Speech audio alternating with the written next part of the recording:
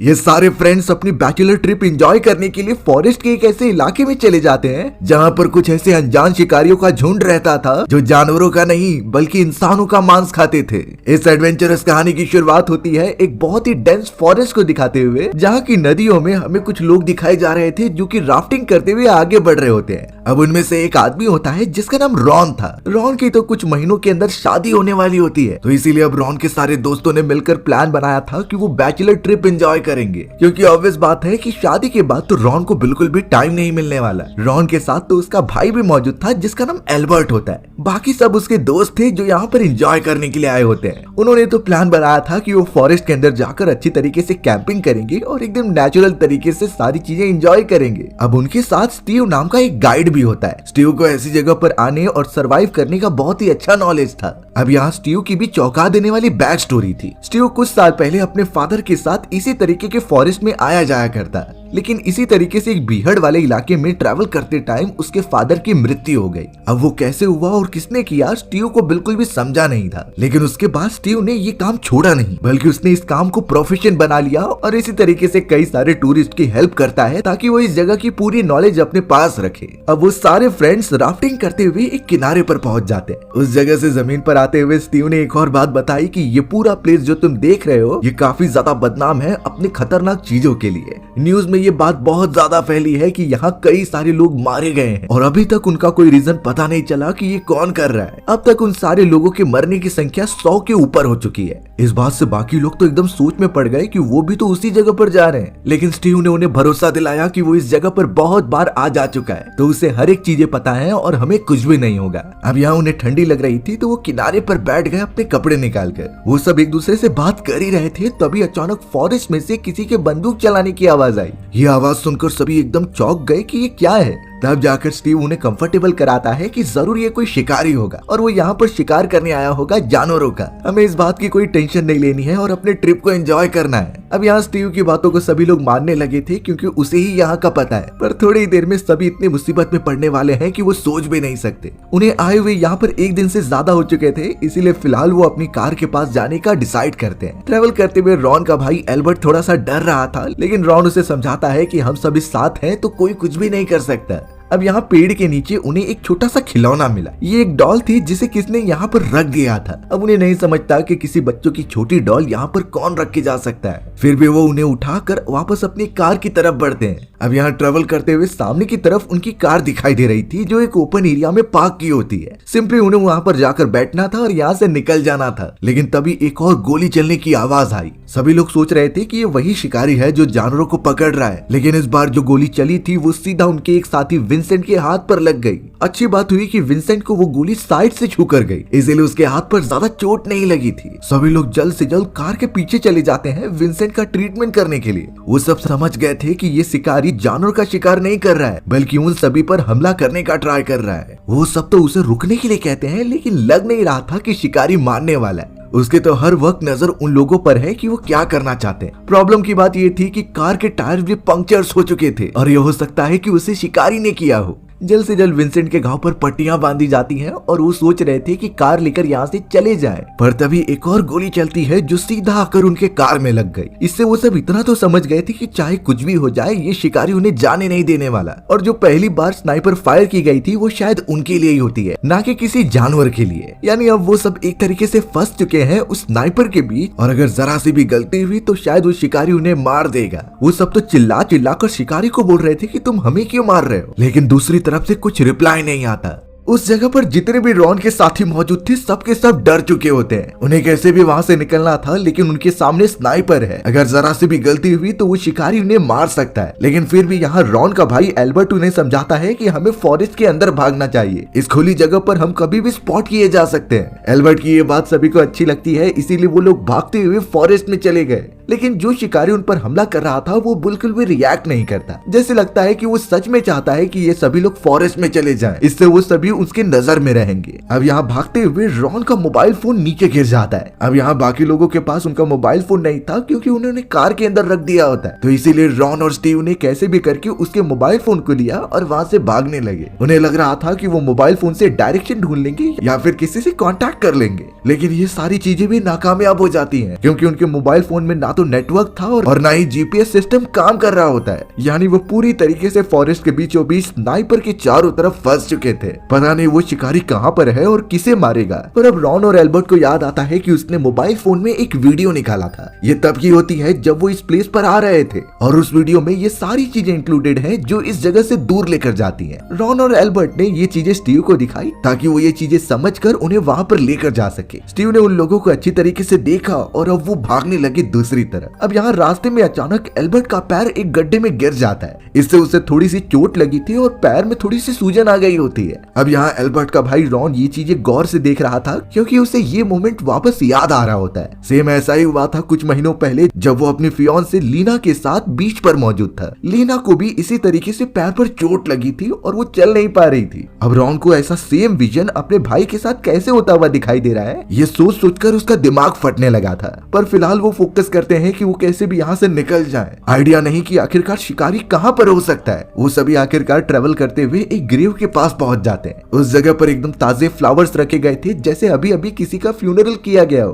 पर इतने सुनसान फॉरेस्ट में आखिर ये कौन कर सकता है उन्हें नहीं समझता। अब यहाँ थोड़ी देर तक चलने के बाद उन्हें एक लेक दिखाई देती है। जैसे ही वो लेक के पास गए तो उस जगह पर एक लेडी भी खड़ी थी। बाकी दोस्तों को लगा कि आखिरकार वो बच गए हैं, वो इस लेडी से मदद मांग लेंगे और यहाँ से निकल जाएंगे। पर यहाँ सच्चाई तो कुछ और ही थी। अब यहाँ रॉन का एक साथी जिसका नाम लिन होता है वो कैसे भी करके उस लेडी के पास जाने लगा मदद मांगने के लिए। लेकिन अगले ही मोमेंट में वो लेडी बंदूक उठाती है और सीधा शूट कर देती है लिन के सर पर। लिन बेचारा वहीं गिरकर मारा गया। बाकी लोग ये देखकर एकदम स्तब्ध रह जाते हैं और डर के मारे वहां से जल्दी भागने लगते हैं। किसी को ये एक्सपेक्टेशन नहीं थी कि जो शिकारी उन्हें तब से परेशान कर रहा है वो एक लेडी है और अभी अभी उसने उनके दोस्त को मार दिया है। रॉन तो अपने भाई एल्बर्ट, स्टीव और विंसेंट के साथ पेड़ के पीछे जाकर छुप गया। उनके चेहरे पर घबराहट और डर साफ साफ दिखाई दे रहा था। वो अनजान सी लेडी शिकारी तुरंत ही लिन के पास आती है और चेक करती है कि वो मर गया कि नहीं। पता नहीं अब ये उसके बॉडी के साथ क्या करेगी। पर अब बारी है रॉन और उसके बाकी दोस्तों की जो फॉरेस्ट में लगातार भागते जा रहे हैं। वो सभी तो एक साथ छोटे से गड्ढे में आकर छुप गए थे जिसमें कि एल्बर्ट तुरंत ही कहता है कि हमें अगर बचना है तो एक साथ नहीं बल्कि अलग अलग होकर भागना होगा। इस तरीके से अगर कोई बचकर बाहर निकल भी गया तो वो बाकियों के लिए मदद ला सकता था। अब यहाँ एल्बर्ट ये सारी चीजें इसीलिए कह रहा होता है क्योंकि उसके पैर पर बहुत चोट लगी थी और उसे पता था कि इसका इलाज अगर नहीं किया गया तो उसके पैर में इन्फेक्शन हो जाएगा। पर यहाँ विंसेंट बहुत ही ज्यादा डरा हुआ था। उसे ये पता होता है कि अगर वो सब अलग हुए तो मारे जाएंगे। उन सभी में लगातार डिस्कशन चलती रहती है इन्हीं चीजों के ऊपर। लेकिन यहाँ रॉन तो बार बार अपने ही ख्यालों में खो जाता है और वो देख पा रहा था अपनी फियांसे को जब उसके पैर में चोट लगी थी और वो रूम के अंदर थे। रॉन उसका फर्स्ट एड तो कर रहा होता है लेकिन लीना बहुत अजीब तरीके से उसे देख रही थी। वो तो रॉन से प्रॉमिस कराती है कि वो उसका साथ कभी नहीं छोड़ेगा। रॉन ने भी डायरेक्ट कह दिया कि वो उसके साथ हमेशा ही रहेगा। अब यहाँ फॉरेस्ट में रॉन के सभी लोग भागते हुए एक ऐसे प्लेस पर आ गए जहाँ पर उन्हें एक बड़ा सा घर दिखाई देता है जो फॉरेस्ट के बीचों बीच था। अब उस घर को देखते हुए उन्हें थोड़ा सुकून मिला और इसीलिए सभी लोग अंदर चले जाते हैं। वहाँ पर तो एक रिसेप्शनिस्ट मौजूद थी इसीलिए वो लोग उससे बात करने लगे कि हमें हेल्प के लिए कॉल करना है। रिसेप्शनिस्ट साफ कहने लगी कि यहाँ नेटवर्क ना आने की वजह से तुम्हें टेलीफोन से ही कॉल करना होगा। वो सब तुरंत ही 911 डायल करने लगे ताकि मदद के लिए बुलाया जा सके।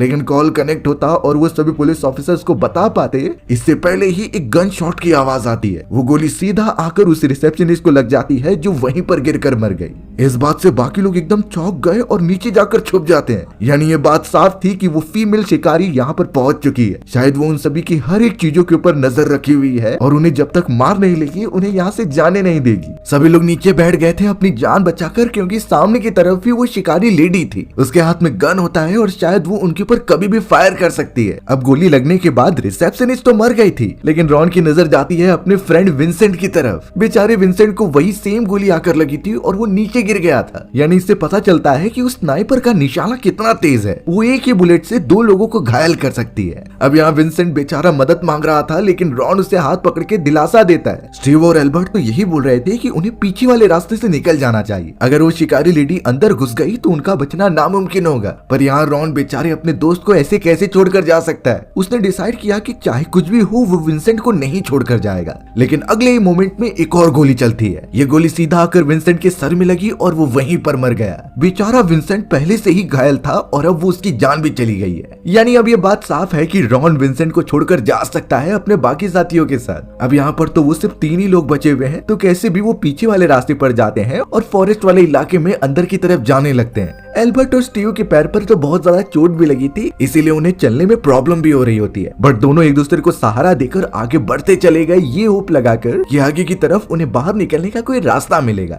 कई देर तक किसी तरीके से चलते रहने के बावजूद भी उन्हें कुछ नहीं मिलता। बेचारे अब इतने बेबस हो चुके हैं कि चाह कर भी निकल नहीं सकते। जहाँ पर भी जाते वो खतरनाक फीमेल शिकारी आ जाती। उन्हें तो ये भी नहीं पता कि आखिरकार वो लेडी उन्हें मारना क्यों चाहती है। थोड़ी देर पर ही उन्हें अचानक वही लेडी दिखाई देने लगी जो ब्लैक कलर के कपड़े पहनकर और हाथ में गन लिए उनकी तरफ बढ़ती चली आती है। पर इस बार रॉन, स्टीव और एल्बर्ट एकदम से परेशान हो गए। वो भागने के बजाय अपने हाथ ऊपर करके खड़े हो जाते। सिर्फ वो अब लेडी से इतना कहने लगे कि हमें नहीं पता तुम हमें क्यों मार रही हो, लेकिन ये भी अंदाजा लग चुका है कि यहाँ से भागने का कोई ऑप्शन नहीं है, तो इसीलिए वो सब लेडी के सामने सरेंडर कर रहे थे कि वो उन्हें मार दे। लेकिन इतना बता दिए कि आखिर उसका पर्पस क्या है। अब इन सारी बातों से शायद उस फीमेल शिकारी के ऊपर ज्यादा कुछ फर्क नहीं पड़ा था। वो तो अब गन लेकर उनके पास बढ़ते रहती है और इशारा करती है यहाँ से भागने के लिए। रॉन, एल्बर्ट, स्टीव इतना डरे हुए थे कि वो मौका देखकर वहां से निकल जाते हैं, लेकिन इस चीज से रॉन एकदम समझ गया था कि ये लेडी उन्हें तड़पा तड़पा कर मारना चाहती है, क्योंकि इसके पास चांस थे तीनों को एक साथ खत्म करने के। पर उस शिकारी ने उन तीनों को भागने का मौका दिया ताकि वो फैल जाए और फिर वो उन्हें ढूंढ ढूंढ कर मारे। लगता है जरूर इसके पीछे कोई खतरनाक रीजन हो सकता है जो थोड़ी देर में ही पता चलने वाला है। लेकिन अब सोचने वाली बात है कि कभी इस कंडीशन में हम फंस जाएं, वो भी फॉरेस्ट के बीचों बीच, और हमारे पीछे वो खतरनाक फीमेल स्नाइपर लेडी पड़ी हुई है जो हम सबको मारने के लिए ढूंढ रही है तड़पा तड़पा कर। तो इस प्रोसेस में ज्यादा डरने की जरूरत नहीं है, क्योंकि ये शिकारी फीमेल है और फीमेल्स का जो प्रोसेसिंग पावर होता है वो इतना ज्यादा नहीं होता। उन्हें कुछ भी सोचने समझने में टाइम लगता है और इसी का हम फायदा उठा सकते हैं वहां से निकलने के लिए। सबसे पहले हमें एक राइट डायरेक्शन ढूंढनी होगी जहां से ये फॉरेस्ट वाला एरिया खत्म होता है। अगर एक डायरेक्शन फिक्स हो गई तो उसी के आगे बढ़ते रहिए। इन चीजों के लिए हम हवाओं का सहारा ले सकते हैं, क्योंकि जिस डायरेक्शन में ज्यादा हवा बहेगी उसी डायरेक्शन में बहुत सारी आबादी हो सकती है। और इससे अगर क्लियर नहीं होता तो फीमेल स्नाइपर से दूर जाने के बाद हमें पेड़ के ऊपर चढ़ जाना है। लंबे लंबे पेड़ों के ऊपर से आसानी से देखा जा सकता है कि उन्हें किस डायरेक्शन में बढ़ना है। और अगर बात रही उस फीमेल स्नाइपर से बचने की, तो ट्राई करना है सैबोटैज होने का पूरे फॉरेस्ट के बीच में।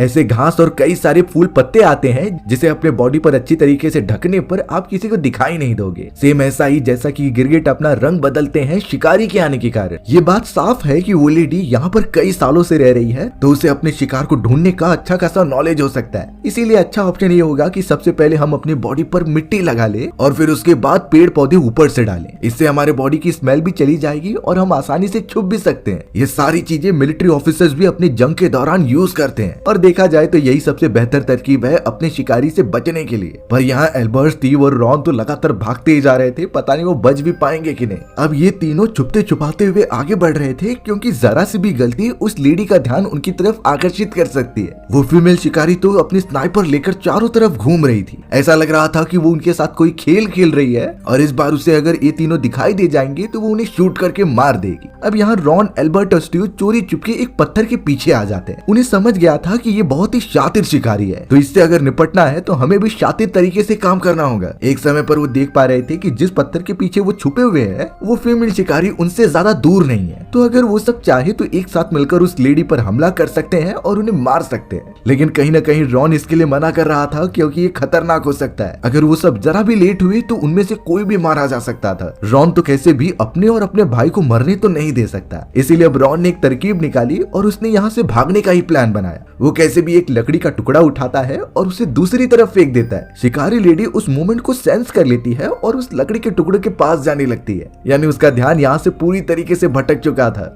इसी मौके का फायदा उठाकर वो तीनों वहाँ से निकल जाते हैं। वो शुक्र मना रहे थे कि उनके और फीमेल शिकारी के बीच काफी डिस्टेंस हो चुका है, यानी वो थोड़ी चैन की सांस ले सकते हैं और यहाँ पर आराम कर सकते हैं। अब यहाँ कई घंटों तक ट्रैवल करते हुए वो एक खुले वाले एरिया में आ गए। उस जगह पर तो छोटे छोटे घर बनाए गए थे और बच्चों के लिए झूले भी होते हैं। वहाँ पर जाने पर थोड़ा एक्सप्लोर करने के बाद ये पता चल रहा था कि इस जगह पर कुछ फैमिलीज रहा करती थी, लेकिन वो पूरी जगह अब एकदम सुनसान इलाका हो चुकी है। ना वहाँ पर बच्चे हैं और ना ही कोई लोग, ना ही वो लोग किसी से मदद मांग पा रहे थे और ना ही इस जगह पर आने से पहले उन्होंने किसी को इन्फॉर्म किया था, यानी टोटली वो हर तरीके से फंस चुके हैं। हमें पता चला था कि स्टीव की भी पैर पर चोट लगी थी उस जगह से भागते दौरान। उसकी चोट तो एल्बर्ट से काफी ज्यादा बड़ी होती है। लग रहा था कि बेचारे स्टीव का पैर ही टूट चुका है। स्टीव अब बहुत ही ज्यादा गुस्से में ये कह रहा होता है कि हम सब एक साथ मिलकर उस लेडी को जाकर मार देते हैं, लेकिन रॉन और एल्बर्ट उसे समझा रहे थे कि हमें शांति से काम लेना होगा, जल्दबाजी हम सब में से किसी की भी जान ले सकती है। अब उस जगह पर बात करते करते उनके बीच एक हीट अप मोमेंट क्रिएट हो जाता है। विंसेंट जो काफी ज्यादा फ्रस्ट्रेटेड था वो कुछ भी बोलता चला जा रहा था। स्टीव ने तो अब यहाँ रॉन को एक सच्चाई बता दी गुस्से में आकर कि तुम अपने भाई एल्बर्ट से जो इतना प्यार करते हो उसने ही तुम्हें धोखा दिया है। यानी एल्बर्ट ने अपने बड़े भाई रॉन की गर्लफ्रेंड के साथ बदतमीजी की थी और उसके साथ रात भी गुजारी थी। रॉन को जब ये सच्चाई पता चली तो वो सह नहीं पाया। वो अपने भाई की तरफ जब देखता है तो एल्बर्ट अपने नजरें नहीं मिला पा रहा था। इस वजह से रॉन ने अपने भाई एल्बर्ट को काफी मारा। एल्बर्ट भी अब काफी गुस्सा होकर वहाँ से निकल जाता है। शायद वो अब अपने भाई रॉन के पास वापस कभी नहीं आएगा क्योंकि उसकी चोरी पकड़ी गई है। अब यहाँ स्टीव जिसने की ये सच्चाई बताई थी और उन दोनों भाइयों के बीच में दूरियां बना दी होती है, उसे जब पता चला कि वो सब आपस में ही लड़ते रह जाएंगे तो वो उन्हें मार देगी। इसीलिए वो रॉन के पास आकर कहता है कि अभी इन चीजों के बारे में मत सोचो, हमें एक साथ रहना है और यहाँ से निकलना है। पर अब रॉन उससे भी ज्यादा गुस्सा हो चुका था। वो स्टीव को झटका देकर अपने से दूर हटा देता है और वहाँ से जाने लगता है। यानी अब वो तीनों साथी एकदम से अलग हो चुके हैं और शायद अब उस फीमेल शिकारी के लिए शिकार करना थोड़ा आसान हो जाएगा क्योंकि अब इन तीनों साथियों में यूनिटी नहीं रही। रॉन तो अब काफी फ्रस्ट्रेटेड होकर वहाँ पर मौजूद एक छोटे से घर में चला जाता है। उसके दिमाग में तो अब बहुत सारी चीजें घूम रही होती हैं।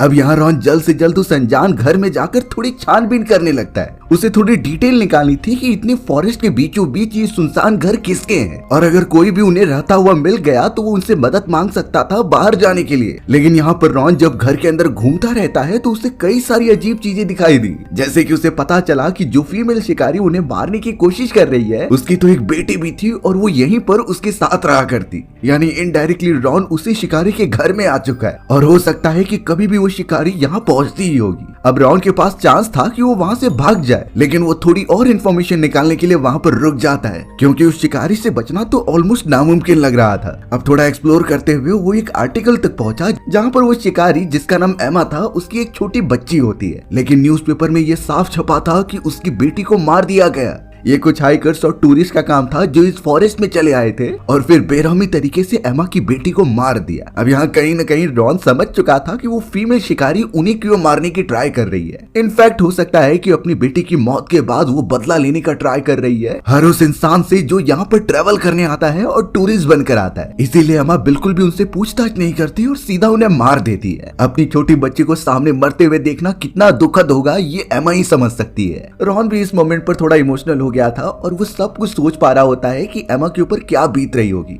साइड में अब यहाँ एक लैपटॉप रखा हुआ था जिसमें कुछ फुटेजेस होती हैं। रॉन वहाँ से जाने के बजाय उन फुटेजेस को अच्छे से देखने लगा जिसमें ये सब रिकॉर्डिंग थी जो एमा अपने कैमरे से कर रही होती है। ये तब का मोमेंट था जब उसकी बेटी की जान जाने वाली थी। कुछ हंटर्स या फिर टूरिस्ट का ग्रुप काफी ज्यादा ड्रंक थे। वो वहाँ पर नदी के किनारे पहुंच गए जहाँ एमा अपनी बेटी के साथ एंजॉय कर रही थी। एमा के हस्बैंड के मरने के बाद उनकी सिटी में रहना पॉसिबल नहीं था, तो इसीलिए वो अपनी बेटी और अपना जिंदगी गुजारने के लिए उसे यहाँ पर लेकर आ गई। लेकिन उस दिन ऐसी चीज हुई जिसने एमा की पूरी जिंदगी ही बदल दी थी। उन सारे ड्रंक टूरिस्ट ने बहुत ही बदतमीजी करना स्टार्ट कर दिया एमा के साथ। उन सभी के हाथ में राइफल मौजूद थी और जब एमा उन सभी को रोकने की कोशिश करती है तो उनमें हाथापाई होना स्टार्ट हो गई थी और इसी हिट अप मोमेंट में उन टूरिस्ट से वो गलती से गन दब गया और सीधा जाकर एमा की बेटी को लगा। एमा की बेटी वहीं की वहीं मर गई उसकी आंखों के सामने। बेचारी एमा कुछ नहीं कर पाई अपनी बेटी को मरते हुए देखकर और शायद तब से ही एमा ने डिसाइड किया है कि वो यहाँ पर आने वाले हर एक टूरिस्ट को जान से मार देगी। ये तब तक चलता रहेगा जब तक उसका मन नहीं भर जाता और वो सोच नहीं लेती कि उसकी बेटी का बदला पूरा हो चुका है। रॉन अब यहाँ पर सब कुछ समझ चुका था। उस घर के अंदर कई सारे खिलौने रखे होते हैं जो ऑब्वियस बात है कि एमा की बेटी के थे और जो खिलौने उन्हें फॉरेस्ट में आते टाइम मिले थे वो भी उसी के थे। उस समय अगर सब कुछ समझकर वो वापस लौट गए होते तो शायद आज उनका ये हाल नहीं होता। लेकिन अब क्लियर है कि वो एमा पहले जैसी नहीं रह गई। हालात ने उसे इतना खतरनाक शिकारी बना दिया है कि उसके सामने कोई भी नहीं टिक सकता। जब तक वो सभी को मार नहीं लेगी उसे चैन नहीं मिलेगा। रॉन अब ट्राई कर रहा था कि इसका सॉल्यूशन वो कैसे ढूंढेगा। वो उसी घर के अंदर घूमता रहा कुछ ऐसे क्लूज का पता करने के लिए जो कि एमा की कमजोरी हो, क्योंकि इस तरीके से तो उसे मारा नहीं जा सकता। अब यहाँ हमें दूसरी तरफ एल्बर्ट दिखाया जाता है जो कि बहुत घायल हो चुका था। उसका पैर अभी तक ठीक नहीं हुआ, लेकिन उसने खुद डिसाइड कर लिया होता है कि वो अकेला ही बाहर निकलेगा। वो भले ही एक रोड वाले रास्ते पर था, पर ये पूरी तरीके से खुला होता है जो किसी भी शिकारी को देखने में आसान होता था। थोड़ी देर बाद तुरंत ही एक गोली चलती है जो सीधा एल्बर्ट के पैर पर जा जाकर लगी। बेचारा एल्बर्ट को इतना पेन हो रहा था कि वो ठीक से चल भी नहीं पाता और अब उसे पता चल चुका है कि वो फीमेल शिकारी यहीं कहीं आ चुकी है। गोली की आवाज सुनकर तो रॉन और स्टीव भी समझ जाते हैं कि कहीं न कहीं एल्बर्ट खतरे में है, इसीलिए वो दोनों भी जल्द से जल्द ट्राई करने लगे कि वो उसके पास पहुंचकर बचा लेंगे। रॉन बहुत ज्यादा टेंशन में था क्योंकि एल्बर्ट का अभी अभी उससे झगड़ा हुआ है और वो नहीं चाहता कि इस झगड़े के बाद उसका भाई मारा जाए। लेकिन जब तक रॉन और स्टीव उस जगह पर पहुंचते हैं, वो फीमेल शिकारी यानी कि एमा एल्बर्ट की एकदम ठीक सामने थी। उसके हाथ में गन होती है और उसने एक और गोली मार दी एल्बर्ट को। एल्बर्ट लेट गया था जमीन पर और उससे भीख मांग रहा था कि उसे छोड़ दो, लेकिन एमा के चेहरे पर कोई भी रहम वाली चीज दिखाई नहीं दे रही थी। उसके चेहरे पर तो सिर्फ बदले की आग थी जो उसकी बेटी के लिए है। रॉन और स्टीव वहां से थोड़ी ऊंचाई पर थे और जैसे ही वो जाते हैं तभी एमा ने तुरंत ही उसे शूट करके एल्बर्ट को वहीं मार दिया। रॉन जोर से चिल्लाता है अपने भाई के लिए, लेकिन वो कुछ कर नहीं सकते थे। अब यहाँ आवाज करने पर तो एमा ने उन दोनों को भी स्पॉट कर लिया था, इसीलिए वो जल्द से जल्द एक स्नाइपर फायर करती है जो सीधा स्टीव के कंधे पर जाकर लगा। स्टीव भी अब बहुत घायल हो जाता है और वहीं बेहोश हो जाता है, लेकिन रॉन को पता था कि एक जगह पर रुकना मतलब मौत को बुलावा देना है, इसीलिए वो अनकॉन्शियस पड़े हुए स्टीव को अपने कंधे पर उठाता है और उसे आगे लेकर बढ़ने लगता है। एमा भी अब उन दोनों का पीछा करते जा रही थी और उसे पता था कि ये लोग फॉरेस्ट से बाहर नहीं निकल सकते। कई देर तक रॉन उसे लेकर चलता ही रहा, पर स्टीव अब एकदम से बेहोश हो चुका था। वो तो उठ ही नहीं रहा होता और लग रहा होता है कि मर जाएगा, लेकिन रॉन उसे उठाकर कैसे भी पथरीले वाले इलाके पर लाता है और उस जगह पर उन दोनों को छुपाने का ट्राई करता है। रॉन तो अब स्टीव के मोबाइल फोन से ट्राई कर रहा था कि नेटवर्क मिल जाए और वो दूसरे से कांटेक्ट कर ले, लेकिन उस फॉरेस्ट में कहीं भी नेटवर्क का नामो निशान तक नहीं था। अब हर जगहों पर ट्राई करने के बाद रॉन काफी परेशान हो गया क्योंकि एमा कभी भी उनके पास आकर उन्हें मार सकती है। लेकिन अचानक रॉन ने स्टीव के मोबाइल में अपनी होने वाली वाइफ यानी कि लीना का मैसेज देखा। तुरंत ही वो उन सारे मैसेजेस को चेक करने लग जाता है और फोटोज भी देखता है। उसमें साफ दिखाई दे रहा था कि कैसे रॉन की होने वाली वाइफ लीना और स्टीव एक साथ हैं और वो एक दूसरे के बहुत ही ज्यादा क्लोज आ चुके हैं। स्टीव भी अब होश में होता है और रॉन को याद आया कि जब वो अपने काम से बाहर जा रहा था तो स्टीव उसके घर पर आया होता है। शायद तब से ही स्टीव और रॉन की वाइफ लीना का अफेयर चालू हो चुका था। रॉन को बहुत ही ज्यादा गुस्सा आता है। पहले उसके भाई ने उसे धोखा दिया, फिर अब यहाँ स्टीव भी उसे छोड़ नहीं रहा है।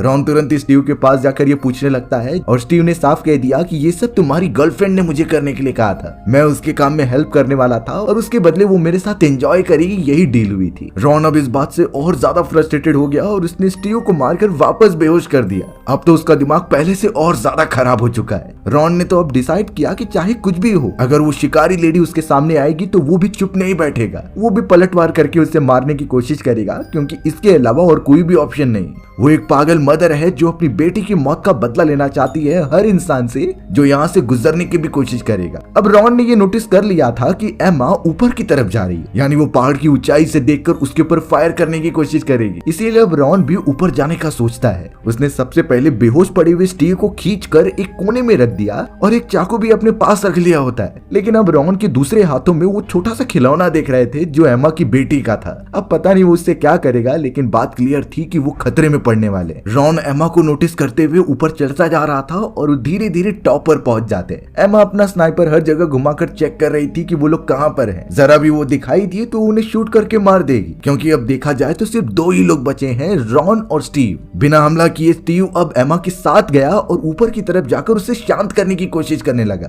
पहले तो एमा स्नाइपर रॉन की तरफ करके उसकी बातें सुनती है, लेकिन जैसे उसने रॉन के हाथ में चाकू देखा वो उसके पैर पर शूट कर देती है और एमा एक मोमेंट अवे थी उसकी जान लेने के लिए। लेकिन तब जाकर रॉन अपनी जेब से निकालता है और वो कुछ और नहीं था बल्कि एमा की बेटी की टॉय थी जो वो खेला करती। उसे देखकर एमा एकदम से वहीं रुक गई और सोच में पड़ जाती। रॉन भी उसे बताने लगा कि जो लोग ने गलती की थी उन्हें सजा मिल चुकी है, लेकिन इसका मतलब ये नहीं कि उनकी तरह हर एक इंसान बुरा होता है। रॉन की इतनी सारी चीजें कहने के बाद एमा एकदम से स्तब्ध हो गई थी, जैसे लगा कि कोई उसे पहली बार मिला है जो उसे समझा रहा है, सेम उसके हस्बैंड की तरह जो बहुत ही अच्छा था। पर यहाँ रॉन भी जानता था कि अगर एमा को जरा भी चांस मिला तो वो उसे मार देगी। इसीलिए थोड़ी देर बाद वो एमा पर झपट पड़ता है उससे गन छीनने के लिए। दोनों के बीच में काफी ज्यादा हाथापाई होने लगी थी। अच्छी बात हुई कि उसका स्नाइपर दूर जाकर गिर गया था, जैसे कि रॉन पूरी कोशिश कर रहा था कि एमा वापस ना ले ले। बहुत देर तक ये झगड़ा चलता रहा, लेकिन रॉन ने आखिरकार वो स्नाइपर अपने हाथों में ले लिया था। उसने तो एमा पर पॉइंट करते हुए ये कहा कि ये जरूरी नहीं है कि तुम्हारी बेटी मरी है तो तुम इसका बदला हर एक लोगों को मार कर लोगी। जो तुम इंसाफ चाहती हो वो कब का मिल मिल चुका है और उन सारे लोगों को जेल में बंद किया गया है। और इसी वजह से रॉन एमा को बार बार समझाता है कि तुम बदल जाओ, तुम भले ही अपनी बेटी से प्यार करती थी पर ये सही वे नहीं है। अब एमा को पता चल गया था कि वो उससे लड़ नहीं सकती, इसीलिए वो एक ऐसी चीज कर देती है जिसकी एक्सपेक्टेशन रॉन ने नहीं की थी। एमा सीधा उस पहाड़ की ऊंचाई से जंप लगाकर अपनी जान दे देती है। रॉन देखता ही रह गया, उसे कुछ करने का मौका ही नहीं मिला। पर एक बात तो क्लियर थी कि उसकी जान बच चुकी है और स्टीव को यहाँ से वो लेकर जा सकता है। लेकिन इस पूरे इंसिडेंट में जो भी हुआ वो अपनी आने वाली जिंदगी में कभी भूल नहीं पाएगा। हमारी ये दर्दनाक कहानी यहीं खत्म हो जाती है। सो व्यूअर्स, अगर आपको मेरा नरेशन 1% भी अच्छा लगा होगा ना, तो वीडियो को लाइक एंड चैनल को सब्सक्राइब जरूर कर देना। मिलते हैं इसी तरह की मजेदार वीडियोस में, तब तक के लिए बाय बाय।